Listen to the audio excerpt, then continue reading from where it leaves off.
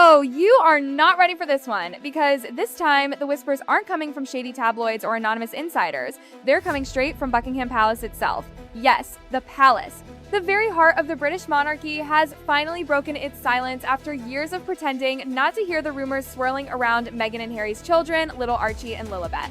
For the longest time, everyone asked the same burning questions. Were these kids really royal heirs? Why didn't we see them in the same light as William and Kate's children?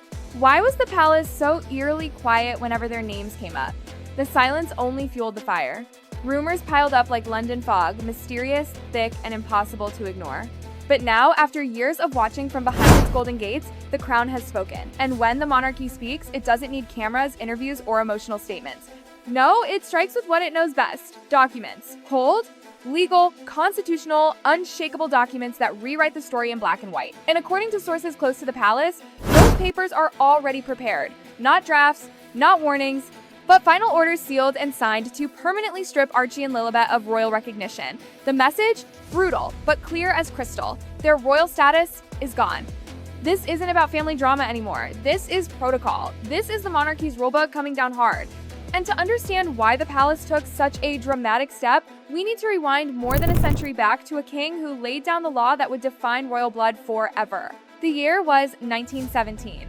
Europe was at war, the monarchy was under pressure, people questioned bloodlines, loyalty, and identity. To protect the throne, King George V did something that would echo through generations. He issued the now famous letters patent. It wasn't passionate or emotional, it wasn't a grand speech. It was a cold, calculated declaration, the kind that carried the full weight of royal law. Inside those pages were rules that determined exactly who could call themselves prince or princess. 3 strict conditions, no exception. The child must be of legitimate royal blood. Their birth must be recognized and recorded by the crown. They must be formally tied to the Church of England.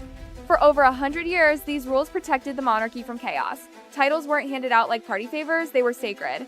But when Buckingham Palace quietly reviewed Archie and Lilibet's cases, something didn't add up. Their records, their recognition, even their church connection, all reportedly had cracks that couldn't be ignored.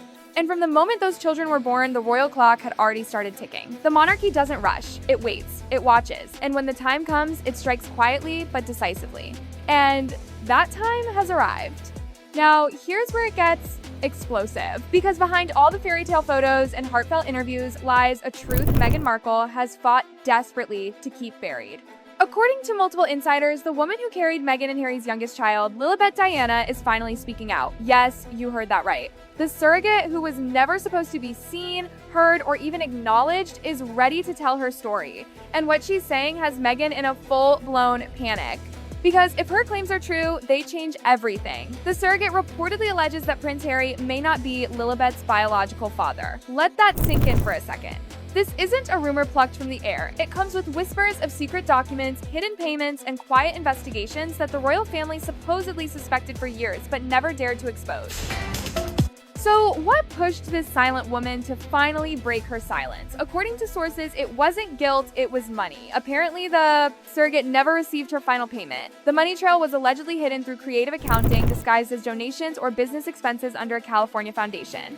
Meghan's lawyers reportedly scrambled to bury any trace of it. The last thing Meghan needed was her name tied to surrogate payments, especially when her entire royal image rested on the illusion of a traditional birth. But this woman wasn't naive. She allegedly kept everything, every message, every transaction, every phone call. She even recorded conversations where Meghan's legal team warned her to drop it. For years, she stayed silent.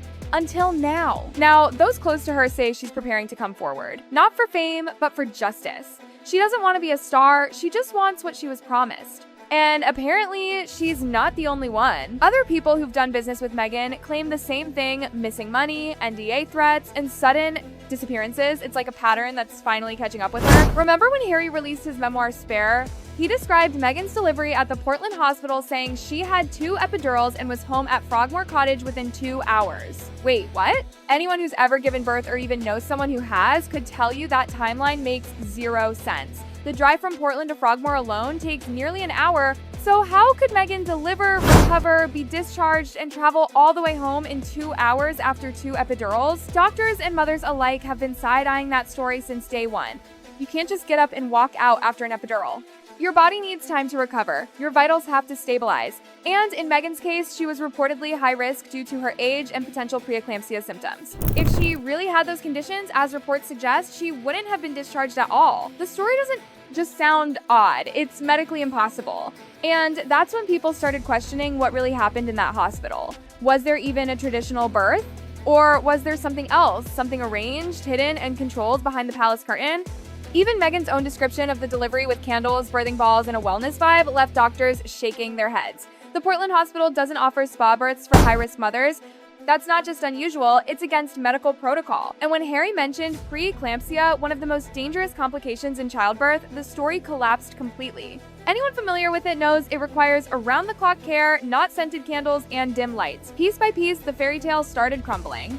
For years, Meghan and Harry built their image as royal rebels, the couple who dared to walk away from the establishment and tell their truth. They signed million-dollar deals, released documentaries, and became Hollywood's favorite royal pair. But what they didn't realize was that you can't rebel against a crown that no longer recognizes you.